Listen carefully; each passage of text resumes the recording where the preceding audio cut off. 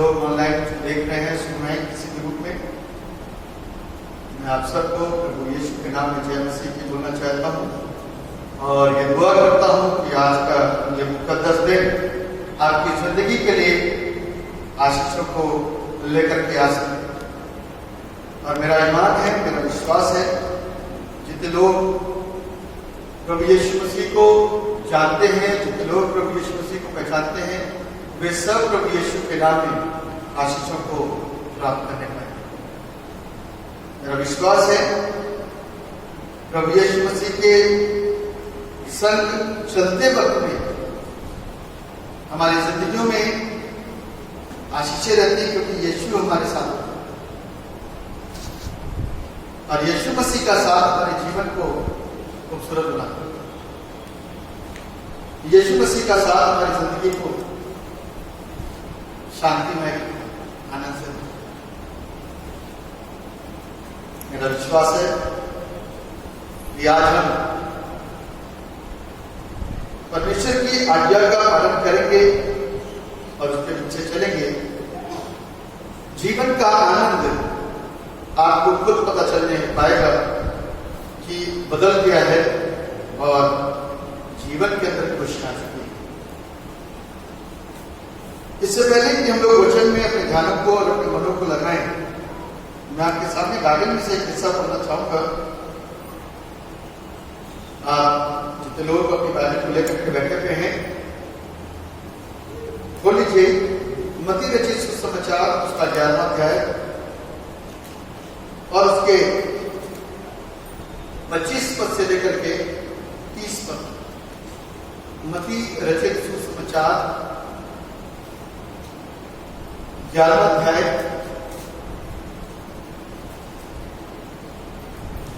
25 पद से लेकर के 30 पद तक।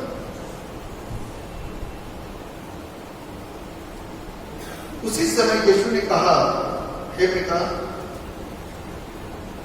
स्वर्ग और पृथ्वी के प्रभु, मैं तेरा धन्यवाद करता हूं कि तूने इन बातों को ज्ञानियों और समझदारों से छिपा रखा और बालकों पर प्रकट किया है। हाँ हे पिता, क्योंकि तुझे यही अच्छा लगा। मेरे पिता ने मुझे सब कुछ सौंपा है और कोई पुत्र को नहीं जानता केवल पिता, और कोई पिता को नहीं जानता केवल पुत्र, और वो जिस पर पुत्र से उसे प्रकट करना चाहे, और वो जिस पर पुत्र उसे प्रकट करना चाहे। ये सब परिश्रम करने वालों और बोझ से दबे हुए लोगों, मेरे पास आओ, मैं तुम्हें विश्राम दूंगा। मेरा जुआ अपने ऊपर उठा लो और मुझसे सीखो, क्योंकि मैं नम्र और मन में दीन हूं, और तुम अपने मन में विश्राम पाओगे, क्योंकि मेरा दिमाग सहज और मेरा बोझ हल्का है। ये प्रभु यीशु क्रिस्त का सुसमाचार है। प्रभु यीशु क्रिस्त की स्तुति हो। आमीन।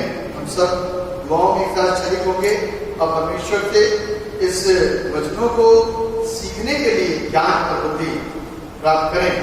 ये परमेश्वर अपनी आत्मा में हमको शिक्षित करे और जिस पर वो प्रकट करना चाहता है उस पर प्रकट करता है।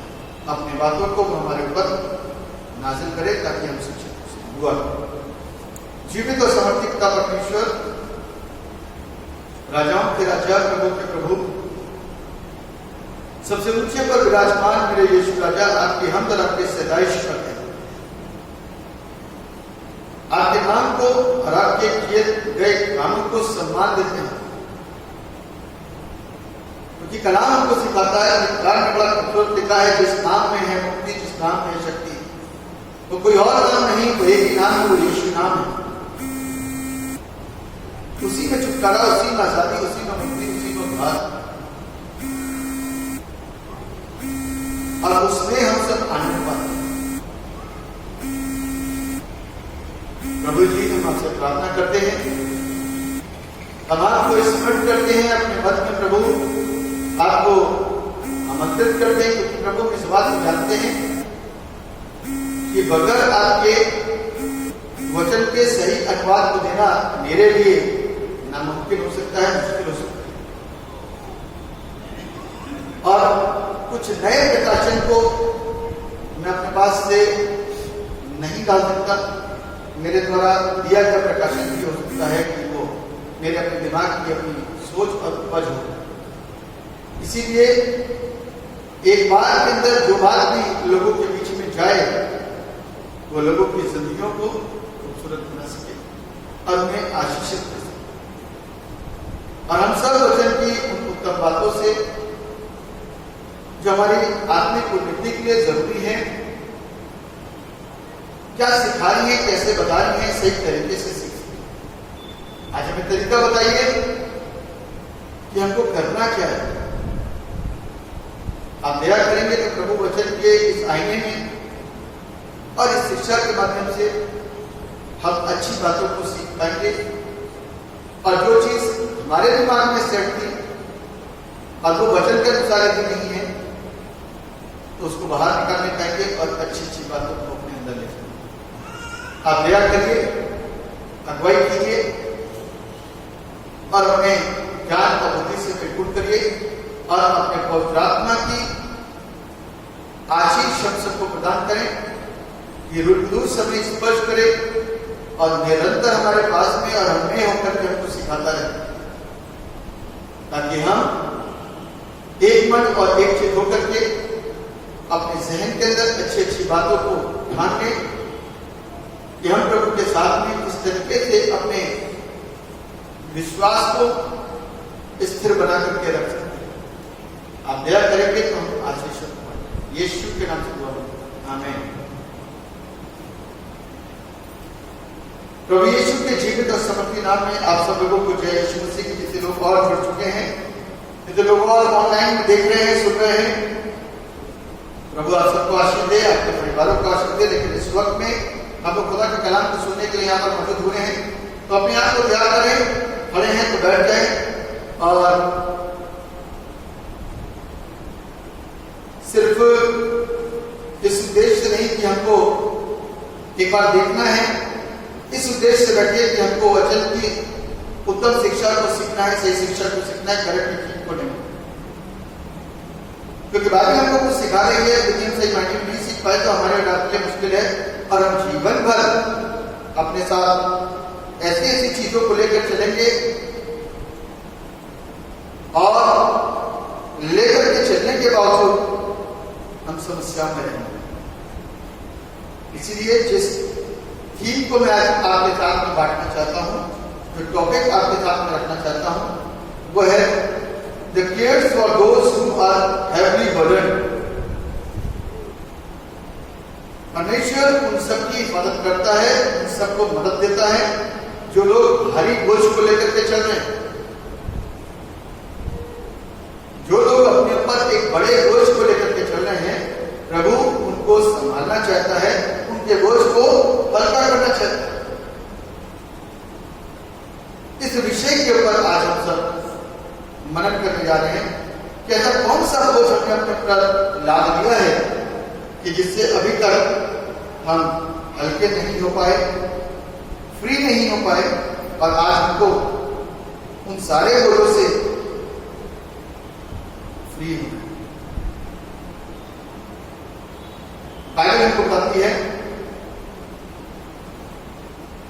उसी समय यीशु ने कहा, हे पिता, स्वर्ग और पृथ्वी के प्रभु यीशु अर्थात स्वयं परमेश्वर जो मानव रूप को लेकर के धरती पर आ गया और अपने ईश्वर होने के प्रत्येक और प्रत्यक्ष प्रमाणों को दिया। प्रत्येक और प्रत्यक्ष मैं ये कह रहा हूं कि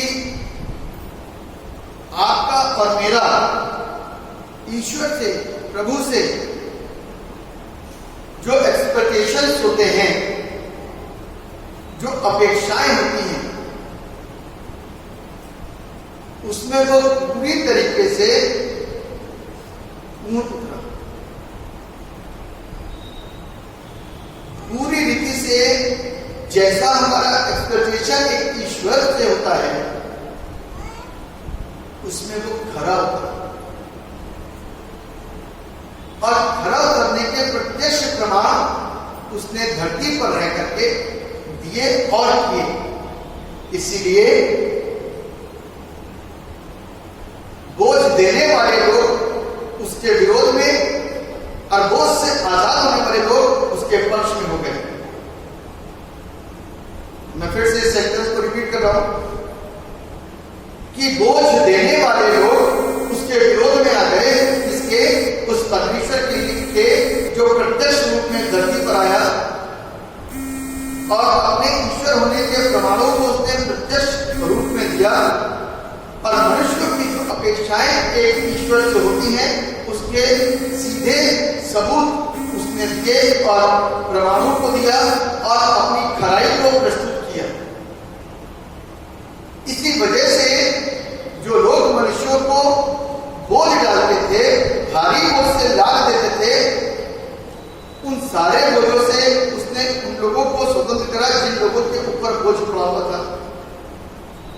वो लोग यीशु मसीह के विरोध में आ गए जिन लोगों ने बोझ डाला लोगों के ऊपर, और वो लोग यीशु मसीह के पक्ष में आ गए जिन लोगों के ऊपर से वो सारा बोझ उतर गया।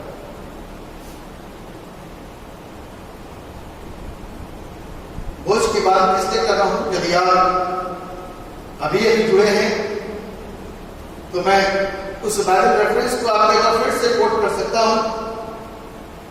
मत्ती रचित सुसमाचार उसका 11वां अध्याय और उसके 25 पद से लेकर के 30 पद तक, और उसकी हेडिंग जो है ऊपर लिखा बोझ से दबे लोगों के लिए विश्राम। बोझ से दबे लोगों के लिए विश्राम। तो हमको रात को अपने जीवन के लिए आराम चाहिए या बोझ चाहिए? अपने जीवन के लिए रिलैक्सेशन चाहिए या बोझ चाहिए?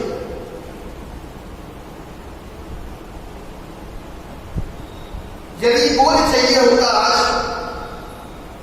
तो बोझ को हल्का करने वाली गाड़ियां ना आती।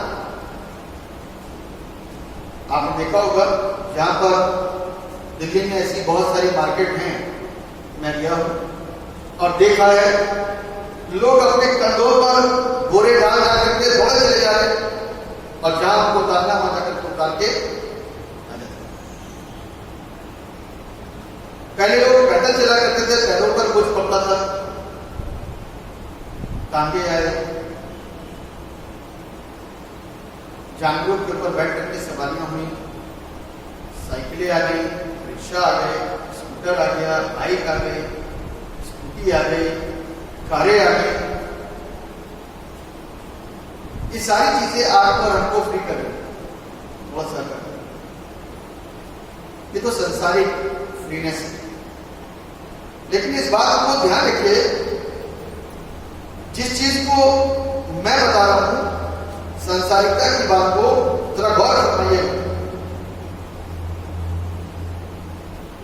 संसारिकता का जो बोझ लेकर के आप चल रहे हैं और आजाद हो रहे हैं और फ्री हो रहे हैं, तो ध्यान रखिए, एक बोझ उतरा और दूसरा बोझ चढ़ा। एक बोझ उतरा और दूसरा बोझ चढ़ा। क्योंकि अभी तक तो आपने अपने शरीर को कष्ट दिया हुआ था, अभी तक तो आपने अपने शरीर को कष्ट दिया हुआ था, बोरी आपकी पीठ पर थी, आपके कंधे पर थी। अब उस बोरी को आपने किसी जगह पर, किसी गाड़ी पर रखा, और अब आपके ऊपर लागू होता है पैसे का कुछ। फ्री में कोई नहीं लेके जाएगा, फ्री में कोई नहीं लेकर के जाएगा आपके बोझ को। जब इंसान थोड़ा सा हेल्दी हो जाता है तो लोग मजाक करते हैं, धरती पर बोझ।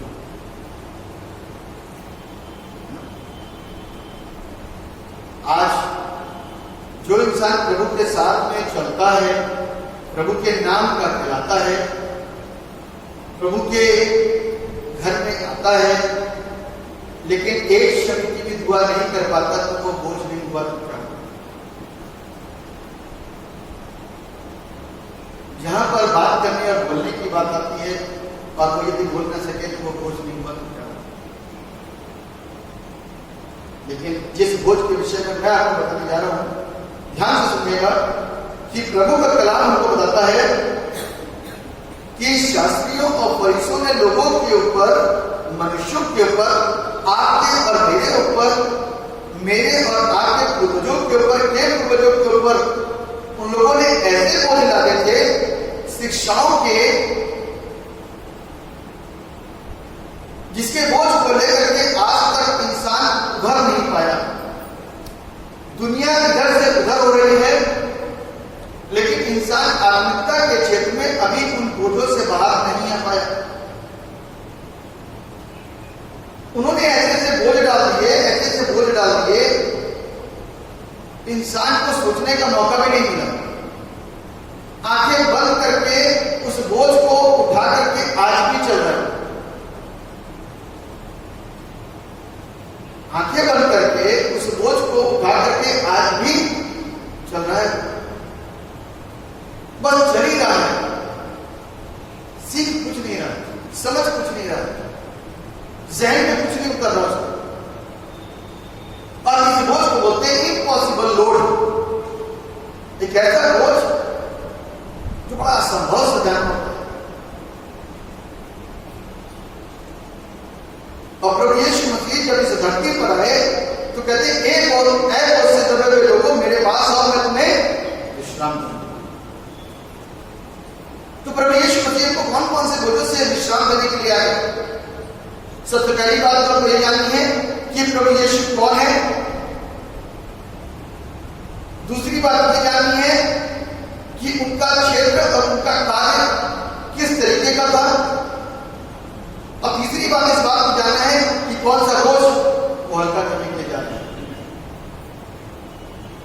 प्रभु यीशु मसीह खुदा है, उनका काम आत्मिकता का था, नैतिकता का था, और वो आत्मिक शिक्षाओं का जो बोझ मनुष्यों के ऊपर लगा हुआ था और है, उस बोझ को हल्का करने के लिए और मनुष्य को आजाद करा, फ्री करा। और आज लोग फ्री होकर के घूमते हैं। जितने लोग प्रभु यीशु मसीह पर विश्वास करते हैं वो कैसे हैं? फ्री हैं।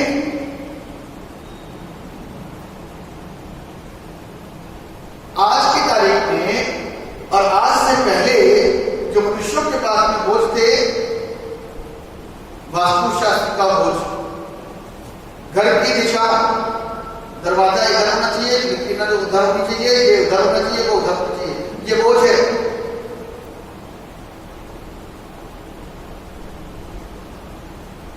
डिजाइन आपने कुछ दे दिया, लेकिन अच्छी बात आपने समझ से दे दिया, लेकिन जहां पर आपने अपने उन शास्त्रों को डालना शुरू करा वहां पर गड़बड़ी। अब बोझ के चक्कर में 10 दिन काम लेट,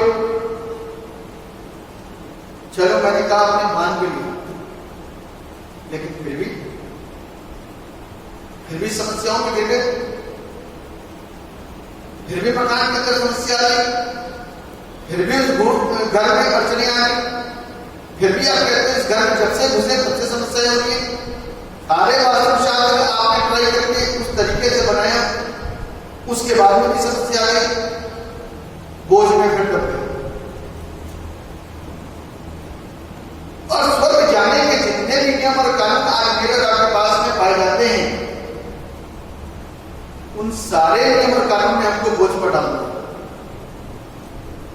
प्रभु यीशु मसीह सिंपल सी बात कहते हैं, जब आए उन्होंने सारे बोझ को 2 बातों के अंदर कह करके खत्म कर दिया। सिंपल सी बात है कि तू अपने परमेश्वर से अपने सारे मन, अपने सारे प्राण, अपनी सारी बुद्धि और अपनी सारी शक्ति से मोहब्बत कर।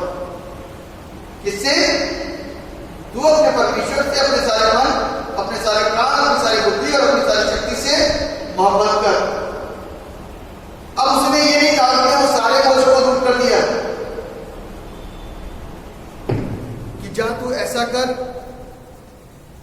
तू ऐसा कर, तू ये कर, तू वो कर, इतनी दूर यात्रा करके मेरे पास में आ, इतना सोना और इतना चांदी लेकर के आ, इतनी अशरफियां लेकर के आ, कपड़े लेकर के आना, बलिदान करने के लिए बछड़े लेकर के आना, तरह तरह की बात।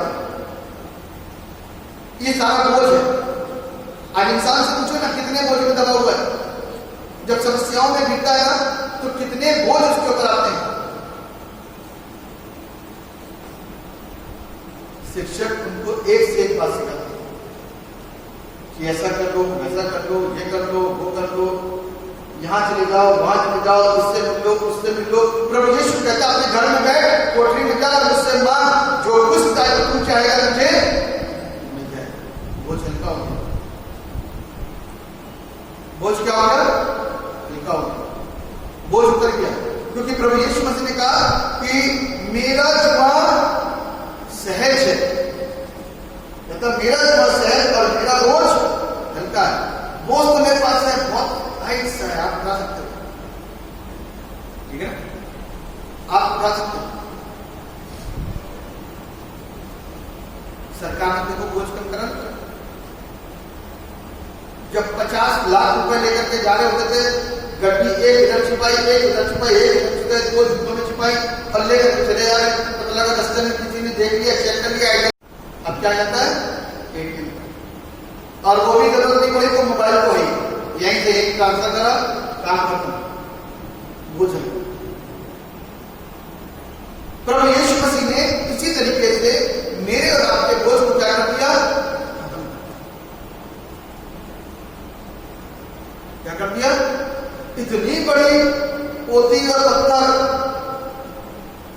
ले लेकर के घूम रहे, इस ज्ञान की बातों को लेकर के घूम रहे, लेकिन ज्ञान एक पैसे का नहीं, क्योंकि अभी भी वो सारी चीजों को कर रहे हैं, अभी भी वो सारी बातों को मान रहे हैं, अभी भी वो सब कर रहे हैं जिस परमेश्वर ने इस बोझ को कम और हल्का कर दिया, खत्म कर दिया, फिर भी लेकर के वो बचे गए। तो उस व्यक्ति के समान हो गया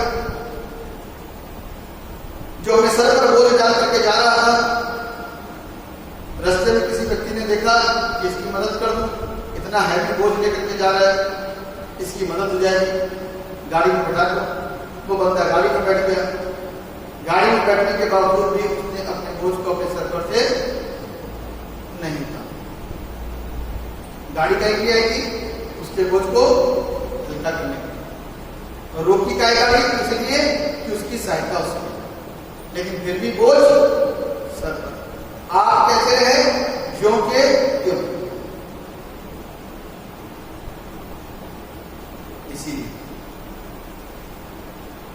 इसीलिए मेरे प्रियो, हमको और आपको परमेश्वर से प्रार्थना करनी है कि प्रभु हमको सही बुद्धि दीजिए। ये प्रार्थना करनी है कि हमको अच्छी समझ दीजिए। ये प्रार्थना करनी है कि हमारे जीवन के फैसले आपकी मर्जी के अनुसार हो सके। ये प्रार्थना करनी है कि प्रभु का जीवन के हर एक क्षेत्र में सही दिशा में चले। हमारी दिशाएं मांगी, हमारे फैसले हमेशा गलत होते हैं, बुद्धि से चलते नहीं है, समझ है नहीं, तो जो भी होगा सब गुड़गोबर ही होगा, बेकार ही होगा, गलत ही होगा। फिर क्या कहते हैं? मैं जो भी फैसला लेता हूं सब गलत होता है। क्यों? क्योंकि वो प्रभु पर आश्रित, प्रभु पर नहीं। हमने अपनी बुद्धि का इस्तेमाल करा, उससे बुद्धि नहीं मानी। और बाइबल हमें बताती है कि जो अपने आप को बुद्धिमान समझते हैं ना, वो आज भी अपने आप को बुद्धिमान समझ रहे हैं, लेकिन है बड़े मूर्ख। और बाइबल हमें इस बात को सिखाती है कि मैंने जगत के मूर्खों को चुन लिया ताकि मैं उन मूर्खों के द्वारा बड़े बड़े समझदारी के काम कर सकूं। आज जगत के मूर्खों को चुन करके परमेश्वर ने अपनी सेवकाई को दे करके बहुत सारे बुद्धिजीवियों को उनके सामने घुटने टेकने पर मजबूर कर दिया। बहुत सारे बुद्धिजीवियों को उन मूर्खों के सामने, जिनको लोग मूर्ख कहते थे लेकिन परमेश्वर की दृष्टि में वो चुने गए, और परमेश्वर ने ऐसी बुद्धि दी कि वो समझदार हो गए और उनके पास समझ आ गई और समझ ऐसी है कि उनको सिर्फ इतना मालूम है कि मुझे अपने भरोसे नहीं परमेश्वर के भरोसे चलना है, क्योंकि उसने एक बात सिखाई है कि तू अपनी बुद्धि का सहारा न लेना, वरन संपूर्ण मन से यहोवा परमेश्वर पर भरोसा रखो। मेरे प्रिय, बाइबल कहती है मेरा बोझ बहुत सरल है, बहुत हल्का है, वेट नहीं, हल्का बोझ लेकर। शिक्षा में पूरी बाइबल में दो बातें प्रभु ने बोल दी। पूरी बाइबल का सार प्रेम, पूरी बाइबल का सार प्रेम है, और उस प्रेम को दो जगह डाइवर्ट कर दिया, एक तो परमेश्वर से प्यार कर, एक धरती में अपने पड़ोसी से प्यार कर, बस खत्म हो गया। यदि आंखें खुल जाए तो गौर करने की कोशिश करना कि दुनिया की सारी शरीयत, सारा ज्ञान इस दो बातों के अंदर जो हम याद नहीं कर सकते हैं समा जाए। यदि आपसे कोई कहे कि कैसे, तो आप उनको बताओ। लिखा हुआ है कि तू अपने परमेश्वर से अपने सारे मन, अपने सारे प्राण, अपनी सारी शक्ति और अपनी सारी बुद्धि से मोहब्बत। अब क्या आप किसी और ईश्वर से मोहब्बत कर सकते हो? आपके लिए ईश्वर के अलावा कोई मूर्त हो सकती है? नहीं। तो यहां से तो सिलसिला खत्म हो गया, और उसके बाद में जो शिक्षा हमको मिलती है कि तू अपने पड़ोसी से अपने बराबर मोहब्बत रख। तो मैं ऐसा सोचता हूं कि जैसा आप अपने लिए चाहते हैं वैसा ही दूसरों के लिए भी हो। इस प्रकार की सोच आपको परमेश्वर ने दे दिया। तो आप नहीं चाहते हो कि आपको कोई बुरा कहे तो आप उसको कोई बुरा ना करो, शरीर घूम रही सर कि बुराई ना करना। आप चाहते हो कि आपके बच्चों के साथ में कोई व्यभिचार ना करे तो दूसरों के साथ व्यभिचार ना करो। सारी चीजें घूम कर क्या रही है कि तू व्यभिचार ना करो। आप चाहते हो कि आपके घर के अंदर चोरी ना हो तो आप दूसरों के घर में चोरी ना करो। पूरी शरीयत घूम कर क्या रही है, और पूरी शरीयत को घुमा लेना सिर्फ इन दो बातों के अंदर सारे शरीर का साथ मिल जाएगा, सारी व्यवस्था मिल जाएगी, और कहीं पर कोई भी शोषाबल की कमी नहीं है। यदि कहते हैं कि मकान बनाते समय ऐसा करें, कहते तो अपने परमेश्वर यहोवा पर भरोसा रख, अपने सारे मन, अपने सारे प्राण, अपनी सारी बुद्धि और अपनी सारी शक्ति से मोहब्बत करें। तू मोहब्बत करेगा तो क्या वो रिटर्न तुझे मोहब्बत नहीं करेगा? रिटर्न में मोहब्बत करेगा, और जब वो मोहब्बत करने पर आया तो क्या होगा? अभी जिस व्यक्ति ने मोहब्बत कभी की नहीं की, उससे उसने मोहब्बत कर ली, और स्वर्ग के आदर को छोड़ करके धरती को स्वीकार कर लिया। धरती पर आकर के उसने मेरे और आपके सारे बोझों को अपने ऊपर ले लिया, मेरे सारे गुनाहों को अपने ऊपर ले करके कलवरी क्रूस के ऊपर चढ़ गया। अभी जो लोग जानते ही नहीं थे, और जिस समय जान करके आप उससे प्यार करना शुरू करेंगे तो क्या होगा? पौलुस के विषय में लिखा हुआ है, कुरिन्थियों के आखिरी चैप्टर 11वें अध्याय के अंदर लिखा हुआ है कि पौलुस जोखिमों में गया तो भी बच निकला, समुद्र में गया तो भी बच निकला, लोगों के बीचों में पड़ गया तो भी बच गया, विरोधियों के बीच में गया तो भी बच गया, मारा गया तो भी बच गया, मरा समझ के छोड़ दिया गया तो भी बच गया, मिशनरी यात्राओं में गया तो भी बच गया, तरह तरह के काम करे तो भी बच के आ गया। ये उसने प्रभु से क्या किया तो प्रभु ने रिटर्न उससे क्या किया। ये पौलुस क्या कहता है, जीना मसीह और मरना लाभ, प्रभु इच्छा तो यह कि तेरे पास झट से भाग करके चलाओ। प्रभु ने कहा उससे कि थोड़ी देर धरती पर रह करके काम कर ले, जो मुझसे प्यार करता तेरे जैसा प्यार, तेरे जैसा काम नहीं कर नहीं सकता, इसलिए मैंने तुझे आने जाते का परिचय ठहराया। तू काम कर, तेरे अंदर जो चीज है वो किसी दूसरे के अंदर नहीं है। तेरे अंदर जो बात है वो पतरस नहीं है, इसीलिए तू अन्य जातियों का प्रतिनिधित्व किया गया। और जो पतरस में बात है वो वनवास के अंदर नहीं है, और जो वनवास के अंदर बात है वो किसी चौथे में नहीं है, भाषण में नहीं है। तो इसलिए जिसके अंदर जो बात है उसको उस काम के लिए इस्तेमाल करना। आज मेरे और आपके अंदर जो कुछ भी खूबियां हैं परमेश्वर उसके मुताबिक मुझको और आपको इस्तेमाल करता है अपने, क्योंकि परमेश्वर ने बोझ को हल्का करके जो ज्ञान दिया ना, जिसके ऊपर प्रकट करा वही समझ पाया कि पिता कौन है, और जिसके ऊपर प्रकट करा वही समझ पाया कि पुत्र कौन है। वरना आज तक आंखें सबकी खुली है, कान सबके खुले, बुद्धि सबकी खुली है, लेकिन ना देख पाए, ना सुन पाए, ना समझ पाए। इसीलिए तो यहां पर कहता है, पढ़िए पुस्तक लिखा हुआ है 25वें पद में, उसी समय यीशु ने कहा, हे पिता, स्वर्ग और पृथ्वी के प्रभु, मैं तेरा धन्यवाद करता हूं कि तूने इन बातों को ज्ञानियों और समझदारों से छुपा रखा और बालकों को प्रकट करा। किनके ऊपर प्रकट करा? बालकों को। आगे लिखा हुआ है, हाँ हे पिता, क्योंकि तुझे यही अच्छा लगा। मेरे पिता ने मुझे सब कुछ सौंपा है, और कोई पुत्र को नहीं जानता, पुत्र को कोई नहीं जानता, केवल पिता। पुत्र को कोई नहीं जानता, कौन जानता है? केवल पिता। अब पुत्र धरती पर आया, छोटा बच्चा, किसको क्या मालूम कि ईश्वर आ गया? मरियम को पता था, यूसुफ को पता था, मजूसियों को पता चल गया, तारे को आज्ञा मिल गई, गड़रियों को बता दिया गया उद्धार करता है। मजूसियों ने ज्ञान की पुस्तकें खोली, लिखा तफसीलों में खुदा की पैदाइश के विषय में उन्होंने पढ़ा, और तारे हयात का पूछा किया, उनको मालूम पड़ गया। और धीरे धीरे करते करते करते करते करते हमको रात को मालूम है, लेकिन जितना वो जानता है पिता, हम नहीं जानते। हमसे रब से कोई पूछे सवाल तो हम यीशु मसीह को खुदा जानते हैं, लेकिन जितना पिता उसको जानता है हम नहीं जानते। जितना वो जानता है उतना हम नहीं जानते। इसीलिए जब हमसे कोई सवाल पूछता है तो कहीं ना कहीं हमारी बोलती बंद हो जाती है।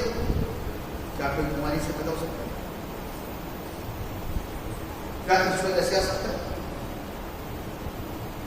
तरह तरह के सवाल आपके सामने करे जाएंगे, और एक जगह आकर के आप स्पीचलेस हो जाओगे, वर्डलेस हो जाओगे। लेकिन उसकी आवाज को कोई बंद कर सकता है? उससे कोई क्वेश्चन कर सकता है? एक जवाब में सब धराशायी। ऐ शैतान, दूर हो जाए, तू अपने परमेश्वर पिता की परीक्षा नहीं। तो हम सब पूछने वाले कौन होंगे? शैतान, क्योंकि अभी तक समझ ही नहीं पाया।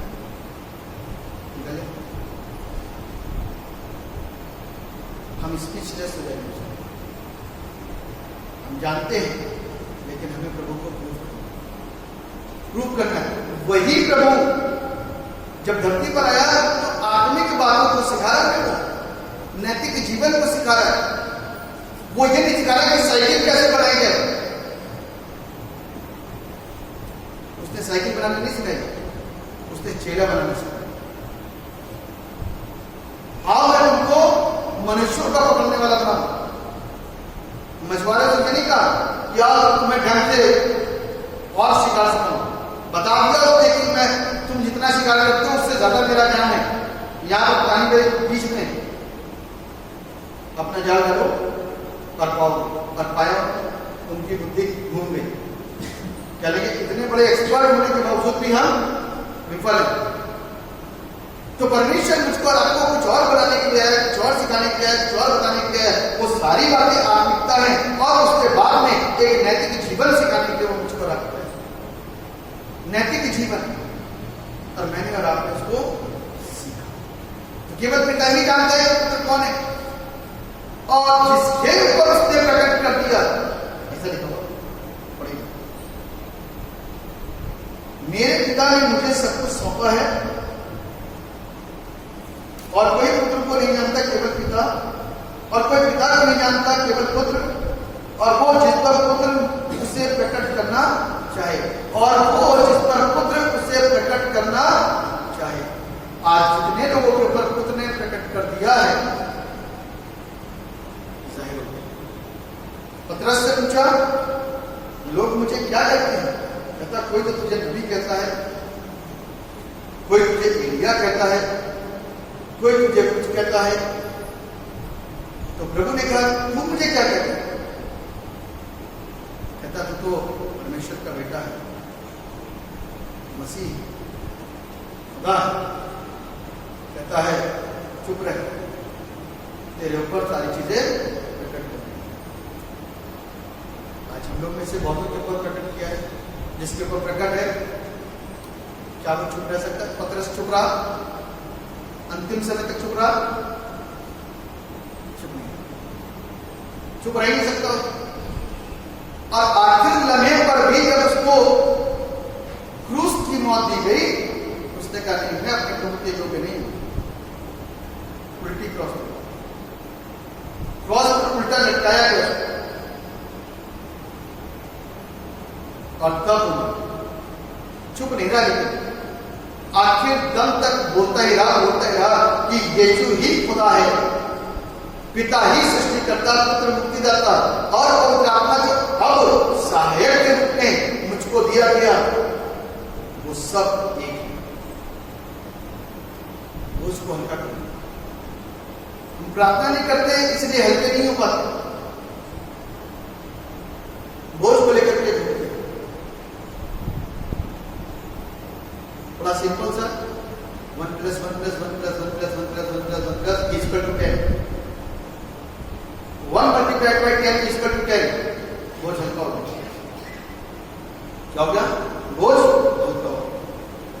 आज मेरे और आपके बोझ को हल्का प्रभु यीशु मसीह ने करा, लेकिन हम होना नहीं चाहते, क्योंकि पाप से इतना लगाव हो गया है, पाप से इतना अट्रैक्शन हो गया है कि पाप को छूना नहीं चाहते।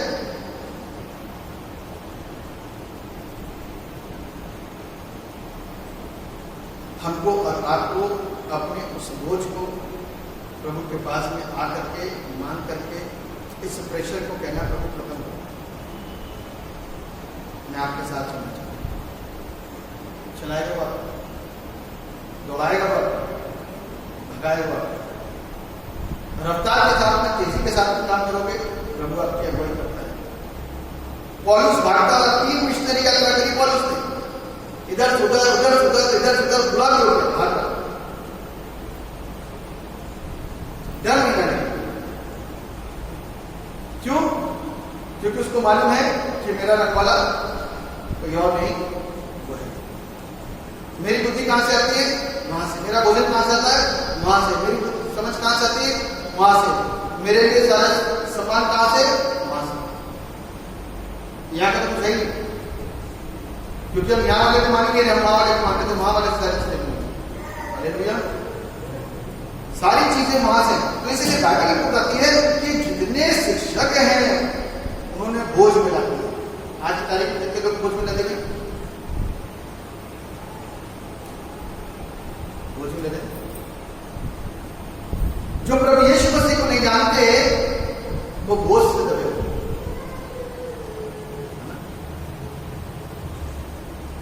इधर से उधर तक यात्रा करो तब प्रभु मिले। इतने धागे और इतने ताबीज मिलो तब प्रभु मिलेगा। प्रभु नहीं बचाएगा, धागा बचाएगा। यदि धागे के विषय में कोई जिक्र, कोई भी धर्म ग्रंथ के अंदर लिखा है तो आप मेरे को बताओ। मैं तो सोचता हूं कि नहीं लिखा, बाइबल तो लिखा नहीं।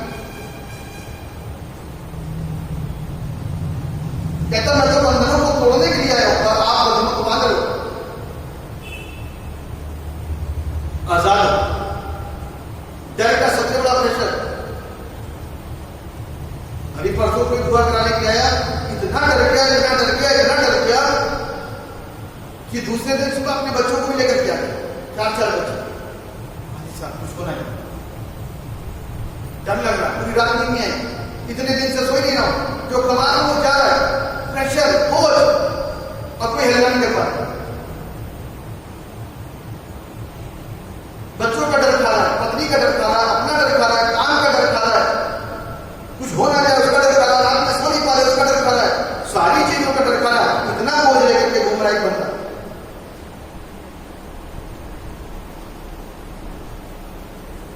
घुस जाएंगे तो भूत मिल जाएगा, गली से बाहर आएंगे तो भूत मिल जाएगा।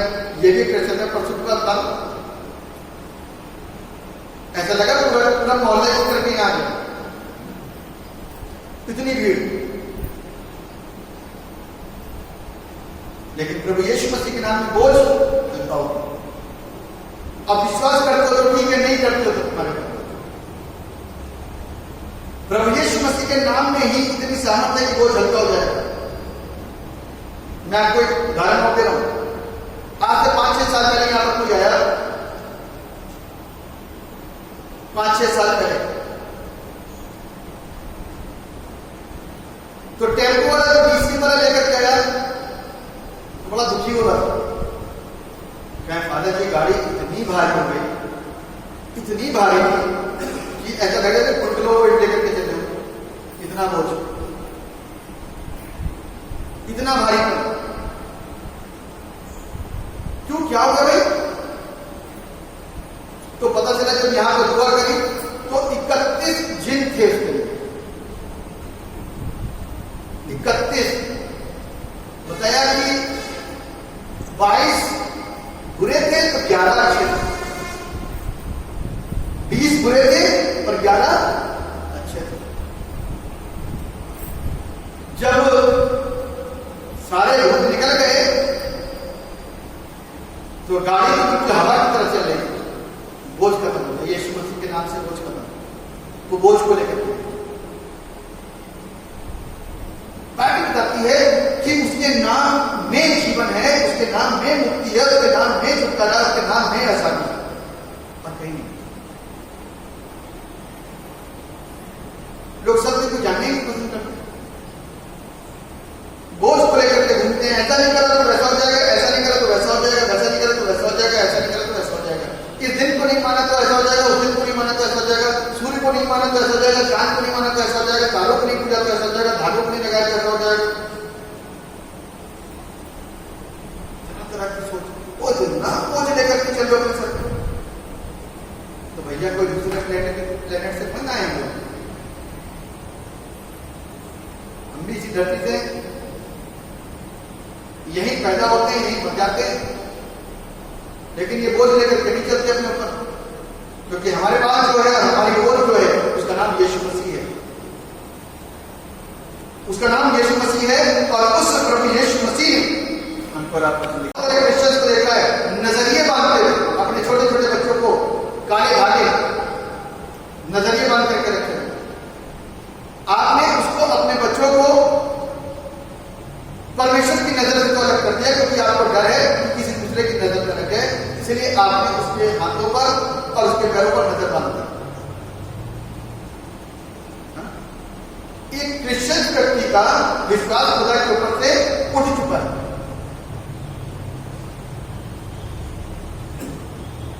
मैं आपको देखी बात बता रहा हूं, इसलिए बोल, कितने क्रिश्चियंस अभी सुन रहे होंगे मेरे को। यदि आपको लगता है कि सही बोला गया है तो ये लिख सकते हो, और यदि आपके द्वारा ऐसा किया तो अभी काट दो अपने घर के अंदर उन बच्चों के बंधनों को, और जो नजरिए उन्होंने बांध रखे तो अभी साफ कर दो, क्योंकि यीशु की नजर से आपने उन लोगों को दूर कर दिया है। आपका विश्वास एक छोटे से 2-4 रुपए 5 रुपए के धागे के ऊपर आ गया। यीशु पर निर्भर जो सृष्टि करता है, मुक्ति दाता है। आप लोगों को सिखाना चाहता हूं, बुरा लगे तो अच्छा है, माफ कर दोगे 1-2 बार सुन करके, या नहीं सुनोगे, लेकिन सुन लोगे तो जीवन भर का बोझ अपने ऊपर सजा दोगे। क्योंकि यीशु मसीह बोझ को हल्का करने के लिए आया, आप जबरदस्ती बोझ को बढ़ाया। मेरे प्रियो,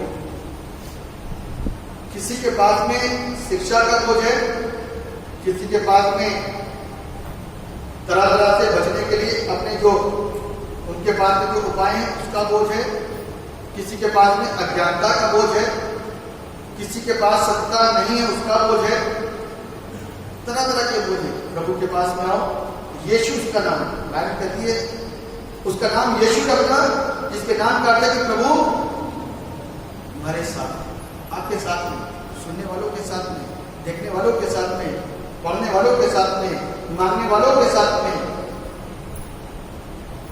उसके साथ में, सबके साथ में मांगो उससे। और आज अपने बोझों को हटा दो, बंधनों को दूर फेंको, बंधनों को हटा के देखो यहां से, क्योंकि प्रभु यीशु मसीह बंधनों में बांधने नहीं आया, आजाद करने आया। एक वही है पूरे कलाम के अंदर, पूरी बाइबल के अंदर, जिसने लोगों को जीवन ही दिया। उसके अलावा आज तक किसी के द्वारा जीवन नहीं मिला, सिर्फ जीवन लिया है हम लोगों ने, और जीवन किसी ने नहीं दिया सिवाय प्रभु यीशु। जो विश्वास करेगा वो जीवन पाएगा और बोझों से आजाद होगा। एक बार यीशु के नाम से मांग करके देखो। चर्च आने में शर्म लगती है तो यीशु के नाम से अपने घर में बैठ करके इज्जत के साथ में, शिद्दत के साथ में मांगना, प्रभु यीशु मसीह आपको आपके बोझों से आजाद कर देगा। फिर मेरे को आप कॉल भी कर सकते हो, एक बार अपनी गवाही दे सकते हो। इसलिए मैं सत्य को जानोगे, सत्य आपको आजाद करेगा। मैं इस बोझ के ऊपर आपको शिक्षा दे रहा हूं। बड़ी बड़ी शिक्षा, बड़ी बड़ी किताबों को रखने से बेहतर है प्रभु के नाम में पूरी बाइबल का जो सार है प्रेम, उस पर विश्वास करें। और प्रभु की दो आज्ञा हैं और ये दोनों आज्ञा प्रेम से जुड़ी हुई हैं। एक स्वर्ग से प्रेम यानी कि परमेश्वर से प्रेम, और दूसरा पृथ्वी से प्रेम अर्थात लोगों से प्रेम, मनुष्य से प्रेम। दोनों जगह आपका प्यार बटेगा, दोनों जगह आपका प्यार जाएगा। जो उससे प्यार करेगा वो धरती पर करेगा, जो उससे प्यार नहीं करेगा वो धरती से प्यार नहीं करेगा। सारे प्रमाण खुद करके सामने आ जाएंगे। तो इसलिए अपने आप को तमाम प्रकार की चीजों से बाहर निकालो और आशीषों को प्राप्त करो। सत्य के नाम से, उसका नाम यीशु है, अनजाना ईश्वर नहीं है। और जब देखने के लिए निकला तो बहुत सारी मूर्तियां लगी और लिखा हुआ एक मूर्ति, एक वेदी ऐसी बनी थी जिस वेदी के ऊपर लिखा था अनजाना ईश्वर, जानते नहीं। मैं आपको बताना चाहता हूं उसका नाम यीशु मसीह है। हालेलुया, उसका नाम यीशु मसीह है। जान लीजिएगा, उस ईश्वर के द्वारा हमको जीवन मिला है और तभी मिला था। और आज भी यदि आप मांगोगे बगैर किसी को बताए तो मिल जाएगा 100% मिल जाएगा। फोन पे चुपचाप बता सकते हो, दवाई दे सकते हो। आर्ग्यू मत करो, परख करके देखो कि क्या यीशु करता है क्या नहीं। मेरा विश्वास है कि आज की शिक्षा ने आपको तरह तरह के बोझों से बाहर निकाला। इसके अलावा मैं बहुत सारे बोझ हैं जो बता सकता था, लेकिन मैं बता नहीं रहा हूं क्योंकि आप समझदार हैं। जब इतना इशारा किया तो आप इतना समझ सकते हैं। इसलिए इतना समझने की कोशिश करिए और अपने बोझों को प्रभु यीशु के नाम से दूर कर दीजिए, फ्री हो जाइए। प्रभु की आशीष आपके जीवन में सदा बरकरार रहे। दुआ करें। जीवित और समर्पित पिता परमेश्वर, धन्यवाद है आपकी आशीषों के लिए जो आपने हम सबको दी। अपने वचन से प्रभु आपने हमें सिखाया। आपके नाम की तारीफ कर आपने विश्वास। हम दुआ करते हैं पिता, जो कुछ भी हम वचन से सीख रहे हैं वो शिक्षा कर पिता परमेश्वर आपने हमको दी कि आपका बोझ सहज और सरल है, हल्का है। बोझ है, कुछ लेकर के जाना है परमेश्वर का नाम, और उस सच्चाई को लेकर के चलो। यदि जिसको बोझ लगती है तो वो बोझ होगी, वरना विश्वासियों के लिए वो बोझ नहीं है। वो उसके जीवन के आदत के अंदर वो बातें आ जाएंगी और कभी भी उसको बोझ नहीं लगेगी। बोझ उसको लगेगी जो अपने जीवनों के अंदर कुछ परिवर्तनों को लाने की कोशिश करे। उसके लिए बोझ होगी, वो भी कुछ दिन के लिए। लेकिन उस व्यक्ति के लिए वो बोझ नहीं है जिसने परमेश्वर की शिक्षाओं को अपने जीवन का हिस्सा बना लिया, गले का हार बना लिया और उसी के अनुसार चल रहा है। वो आशीषित है क्योंकि परमेश्वर के हाथ, दोनों हाथ उसको। मेरा विश्वास है कि हम सबने ध्यान से सुना। तो वो आप सबको, हर एक सुनने वाले श्रोतागण को आशीषित करे। आपके धन्यवाद। ये शुभ नाम से हम लोग मिलकर के एक गीत गाएंगे।